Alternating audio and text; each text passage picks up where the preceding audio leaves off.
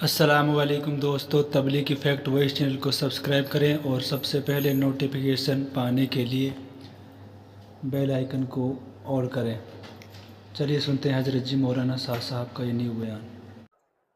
ہم نے خود غلطی کر کے اپنے غیروں کے طریقے اختیار کر کے یہ سمجھا کہ نظام کائنات سے ہمارے مسائل کا تعلق ہے۔ اس لیے میں عرض کر رہا ہوں کہ سب سے پہلے ایمان میں یہ سکھلایا گیا کہ کرنے والی ذات صرف اللہ کی ہے، نظام کائنات سے کائنات کی کسی تغیر کا کوئی تعلق نہیں ہے۔ کیسے کیسے موقع پر آپ نے صحابہ سے سوالات کیے؟ صحابی آئے، عرض کیا اونٹوں میں خارش پھیل گئی ہے۔ جی ہاں، یہاں سے یقین ہٹایا۔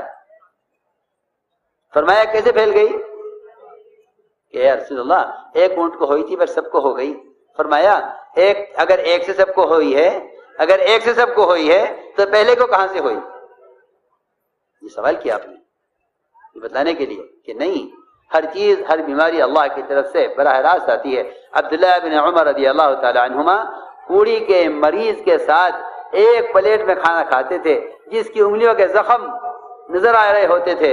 لوگ کہتے تھے عبداللہ بن عمر سے، اس آدمی کو کوڑ کا مرض ہے، آپ پلیٹ میں ساتھ کھانا کھا رہے ہیں۔ فرماتے تھے اللہ کا امر اس کے لیے ہے، میرے لیے نہیں ہے، اور جس اللہ کا امر میرے لیے ہوگا۔ اللہ لوگ کہتے ہیں بیمار سے الگ رہو، بیمار کو الگ رکھو۔ ہاں کہاں ہے اللہ؟ کیوں بھول گئے اللہ کو؟ ایک مریض کی عیادت صرف آنکھ دکھنے کے لیے، صرف آنکھ دکھنے پر ایک مریض کی عیادت کی جائے، صرف اس کی آنکھ آنے پر تو 70,000 فرشتے ساتھ ہوتے ہیں۔ جس مریض کی عیادت کے لیے جانے والے کے ساتھ 70,000 فرشتے ہوں، کیا آپ کو اس کا خطرہ ہے کہ اس کی عیادت کروں گا تو مرض مجھے لگ جائے گا؟ ڈاکٹر کہتے ہیں اس کو الگ کر دو۔ کیوں؟ تم ڈاکٹر کون سی مخلوق ہو کہ تم 50-100 مریضوں سے روزانہ ملتے ہو، قریب رہ کر حال معلوم کرتے ہو؟ تمہیں یہ امراض نہیں لگتے، عوام کو لگ جائیں گے؟ کیوں؟ تم انسان نہیں ہو؟ ہاں تو میرے دوستو عزیزو، اللہ کا غیر مسلطی جب ہوتا ہے، جب اللہ کے غیر کا خوف اور اللہ کے غیر مسلطی جب ہوتا ہے، اور مسلمان اللہ کے غیر کا محتاجی جب ہوتا ہے، جب اللہ کے غیر سے امید ہو جاتی ہے۔ اس لیے حضور اکرم صلی اللہ علیہ وسلم نے اپنے صحابہ کے یقین کو کائنات کے نظام سے بالکل ہٹایا، بالکل ہٹایا، بالکل ہٹایا۔ کائنات کے نظام کا کائنات سے قطعاً کوئی تعلق نہیں۔ سوال پیدا کیا کہ پہلے اونٹ کو خارش کہاں سے ہوئی بتاؤ؟ اللہ کا امر جس طرح ایک اونٹ کے لیے ہے، سارے اونٹوں کے لیے اللہ کا براہ راست امر ہے۔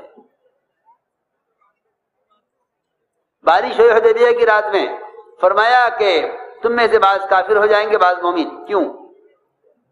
کیسے ہو سکتا ہے کہ ایمان لا کر کافر ہو جائیں؟ آپ نے فرمایا کہ جو یہ کہے گا کہ بارش فلاں ستارے کی وجہ سے ہوئی ہے، وہ اللہ کا انکار کرنے والا اور ستاروں پر ایمان رکھنے والا ہے۔ جو کہے گا بارش اللہ کے امر سے ہوئی ہے، وہ اللہ پر ایمان رکھنے والا، ستاروں کا انکار کرنے والا۔ یا تو ان شکلوں کا انکار کرو، ورنہ میرے دوستو عزیزو، ان شکلوں کا انکار کیے بغیر عقائد درست نہیں ہو سکتے۔ حالانکہ عقیدہ بنیادی چیز ہے، عقیدہ بنیادی چیز ہے، فرض ہے۔ عجیب بات ہے کہ ہم اعمال سیکھتے ہیں، ایمان نہیں سیکھتے۔ حالانکہ ایمان سیکھے بغیر نہ کسی عمل کی قبولیت کا اعتبار ہے، نہ کسی عمل کی صحت کا اعتبار ہے، جب تک عقیدہ درست نہ ہو۔ عقیدہ ٹھیک کرو۔ عقیدے میں بنیادی چیز یہ ہے، سب سے بنیادی چیز یہ ہے عقیدے میں، لا الہ الا اللہ، کہ کائنات میں کوئی تغیر اور کائنات میں کوئی چیز ہو نہیں سکتی اللہ کے امر کے بغیر۔ ورنہ یہ کائنات کے نظام کو کائنات سے جوڑیں گے، اور پھر ان کا جو قدم اٹھے گا وہ اعتبار کائنات کے اٹھے گا، بے اعتبار اللہ اور اس کے احکام کے قدم نہیں اٹھے گا۔ اس لیے فرمایا کہ نظام کائنات کا کائنات سے کوئی تعلق نہیں ہے۔ جو تغیر پیش آئے گا براہ راست اللہ کے امر سے پیش آئے گا. اس لیے حضور اکرم صلی اللہ علیہ وسلم نے اپنے صحابہ کو ایمان بالغیب سکھلایا، مشاہدے سے یقین ہٹایا، مشاہدے سے یقین ہٹایا، ایمان بالغیب سکھلایا اور یقین مشاہدے سے ہٹایا. ایمان بالغیب سکھلایا اور یقین مشاہدے سے ہٹایا. کہ مشاہدے کا مطلب یہ ہے کہ جتنی کائنات کی ظاہری شکلیں نظر آ رہی ہیں ان کا انکار کرو حکم کے مقابلے میں. ایمان اور ایمان بالغیب ہی اصل ہے. جس چیز کی تصدیق دے کر کی جائے اس کو ایمان نہیں کہا جاتا. ایمان بالغیب اصل ہے. ایمان بالغیب اصل ہے. جس چیز کی تصدیق دے کر کی جائے اس کو ایمان نہیں کہا جائے گا. ایمان بالغیب ہی اصل ہے. حضور اکرم صلی اللہ علیہ وسلم اپنے صحابہ کے ایمان بالغیب کا امتحان بھی لیتے تھے کہ ہماری بات پر انہیں کتنا یقین ہے. اور وجہ بھی یہی ہے کہ اگر نبی کے ساتھ سب کچھ ظاہر کے مطابق ہو تو نبی پر ایمان لانا کوئی کمال نہیں ہے. نبی پر ایمان لانا کوئی کمال نہیں. اگر نبی کی ساری باتیں خبریں ظاہر کے مطابق ہوں، ہم حکم لائیں گے ظاہر کے خلاف، خبر لائیں گے ظاہر کے خلاف، دیکھیں گے کون مانتا ہے کون نہیں مانتا. اس لیے فرمایا کہ ایمان بالغیب اصل ہے. حضور اکرم صلی اللہ علیہ وسلم کا سفر معراج جو ایمان والوں کے اور دلوں میں شک رکھنے والوں کی چھٹائی کے لیے تھا. کہ چھٹائی کریں گے. سنو، سفر معراج ایسا نہیں ہے کہ آمنا کہہ دیں ہم ان کو ایمان قبول کر لیں گے. اس زمانے میں تو ایمان اسلام ایک قوم کا نام سمجھا جاتا ہے. قومیت کا اسلام، قومیت کا ایمان. وہاں اطاعت کا اسلام، اطاعت کا ایمان. یہاں قومیت کا ایمان، قومیت کا اسلام. لوگ سمجھتے ہیں مسلمان کسی قوم کا نام ہے. مسلمان کسی قوم کا نام نہیں ہے. اسلام اطاعت کا نام ہے. اسلام اطاعت کا نام ہے. حضور اکرم صلی اللہ علیہ وسلم نے ایمان کا امتحان لیا، سخت امتحان لیا. کیونکہ میں نے عرض کیا کہ نبی کے ساتھ جو ظاہر کے خلاف ہوتا ہے وہ یہ دیکھنے کے لیے ہوتا ہے کہ تم نبی کو نبی مانتے ہو یا نہیں، ان کی بات کی تصدیق کرتے ہو یا نہیں. سفر معراج ہوا. ہم تو سمجھتے ہیں کہ کوئی یقین کی بات، ایمان کی بات ایمان والوں سے ہو کیونکہ یہ تصدیق کریں گے. جو جھٹلائے ان سے کہنے سے کیا فائدہ. اور عجیب بات یہ ہے کہ حضور اکرم صلی اللہ علیہ وسلم جو باتیں صحابہ کرام سے ظاہر کے خلاف فرمایا کرتے تھے اس سے تینوں قسم کے لوگوں کی کیفیت میں اضافہ ہوتا تھا. کفار کے انکار میں، ان کا انکار کرنا عذاب کو قریب لاتا تھا. منافقین کے نفاق میں اضافہ ہوتا تھا.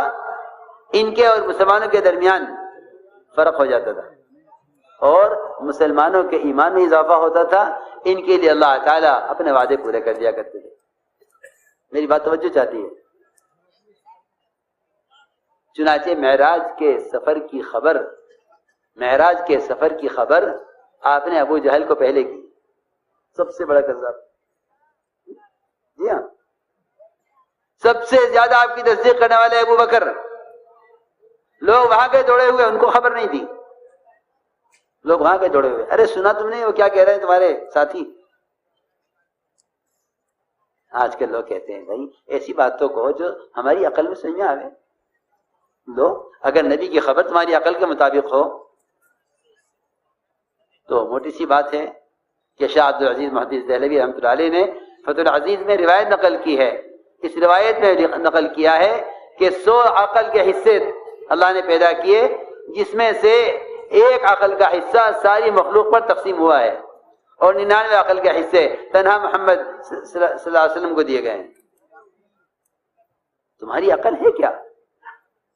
اس زمانے کے مسلمان سائنسدانوں کے پیچھے، سیاستدانوں کے پیچھے انہیں عقل مند سمجھ کر کے پیچھے چل رہے ہیں. یہ اپنی مصنوعات سے انہیں بتلاتے ہیں کہ ہم زیادہ عقل مند ہیں. محمد صلی اللہ علیہ وسلم اپنے رہبر جبرائیل سے آگے جا کر خبر لے کر آئے ہیں. یہ انہیں قائد نہیں سمجھتے، حالانکہ جن کے پیچھے ہم چل رہے ہیں کتا ان کا قائد ہے. یہ کتے کو بھیج کر آگے خبر منگاتے ہیں، پھر کتے کے اشارے پر قدم اٹھاتے ہیں. محمد صلی اللہ علیہ وسلم جبرائیل سے بھی آگے کی جا کر خبر لے کر آئے ہیں. مسلمان کو چاہیے کہ وہ صرف آپ کی خبر پر قدم اٹھائے. اتنا فرق ہے. جن احمقوں کے پیچھے چل کر مسلمان دین کھو رہا ہے، سمجھتا ہے کہ یہ عقل والے ہیں، حالانکہ ان کے قائد کتے ہیں. یہ کتوں کی خبر پر قدم اٹھاتے ہیں. محمد صلی اللہ علیہ وسلم جنہیں عقل کے 99 حصے دیے گئے ہیں، وہ وہاں کی خبر لائے ہیں جہاں جبرائیل نے جانے سے انکار کر دیا کہ نہیں جی آپ آگے کی بات کر رہے ہیں، میں تو یہاں تک بھی آج صرف آپ کی وجہ سے یہاں تک پہنچا ہوں. میں تو آج تک یہاں بھی نہیں آیا جہاں آپ کی صحبت اور آپ کی برکت سے یہاں آ گیا ہوں. آپ مجھے آگے لے جانا چاہتے ہیں؟ میں یہاں سے ایک قدم آگے نہیں بڑھ سکتا. میں نے عرض کیا ہے کہ یہ کہتے ہیں کہ عقل کی بات کرو. جی ہاں، عقل کی باتیں کرو گے تو تم سنتوں کے اندر اللہ اکبر، اگر عقل کی باتیں کرو گے تو سنتیں سمجھ میں نہیں آئیں گی. تم سنتوں میں علتیں تلاش کرو گے کہ یہ سنت کیوں ہے، یہ سنت کیوں ہے، یہ سنت کیوں ہے. آپ اپنے محلے کے کلینک کے ڈاکٹر سے بھی اگر یہ پوچھ لیں کہ آپ یہ دوا مجھے کیوں دے رہے ہیں، تو اس ڈاکٹر کے غصہ آنے کے لیے کافی ہے. شاید کان پکڑ کے نکال دے آپ کو کلینک سے کہ یہ کیا مطلب ہے اس سے، میں ڈاکٹر ہوں، میں دوا دے رہا ہوں.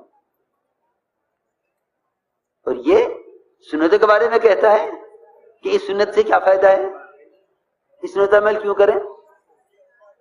تم معمور ہو اور ایسے معمور ہو کہ تمہارے حصے میں عقل کا کوئی ذرہ آیا ہوگا.